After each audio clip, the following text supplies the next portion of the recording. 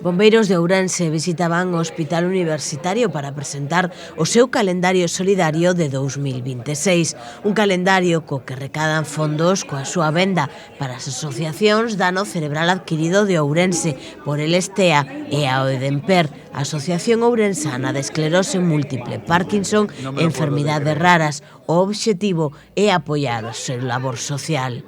Pues esto surgió de parte de Bomberos Ourense con el calendario solidario que anualmente hacen en beneficio de entidades del tercer sector ourensano. Este año las entidades seleccionadas fueron por el Estea, OEDEMPER y Daño Cerebral Adquirido.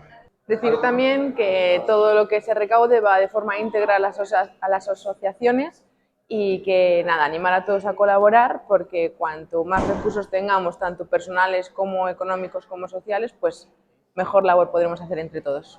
A venda, por 5 euros, o calendario recolle imaxes dos efectivos do Corpo de Bombeiros de Ourense, xunto a pacientes e voluntarios das 3 asociacións beneficiarias este ano da iniciativa, retratados por recoñecidos fotógrafos de Ourense que colaboran de xeito altruísta aportando o seu tempo e talento. Tuvimos varios fotógrafos, unos 8 o 10 fotógrafos, y cada uno venía con una idea. Nosotros no somos modelo, así que nos dejamos totalmente llevar por ellos. Y no, la verdad que hicieron un trabajo estupendo, fueron muy divertidas, lo pasamos muy bien y vamos, para repetir cuando quieran. Sí, de hecho tenemos 50 puntos de venta en Ourense, que son diferentes comercios que también nos ayudan.